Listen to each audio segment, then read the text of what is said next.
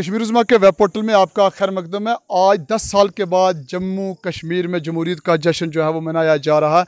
इस वक्त हम ST रिज़र्व असम्बली हल्का बुदल नशिस्त के पोलिंग स्टेशन नंबर 64 पर मौजूद हैं। आप देख सकते हैं कि पोलिंग स्टेशन बड़ी तादाद में मर्द ज़न जो है वो खुशी खुशी से आज जो है वो अपना वोट डालने जा रहे हैं। आज हमें खुशी हुई है कि 10 साल के बाद हमें इंतखाबात दिया गया और आज का हमारा इंतखाबात जो है ये अमन, खुशहाली और तरक्की के लिए है। आज हमारे स्कूलों की हालत देखो, हस्पतालों की हालत देखो। पिछले 10 साल से जो तबाही बर्बादी हुई है तो उम्मीद है कि उसकी भरपाई होगी और ये इंतखाब जो हमारे लिए अमन, चैन और सुख का बायस बनेगा।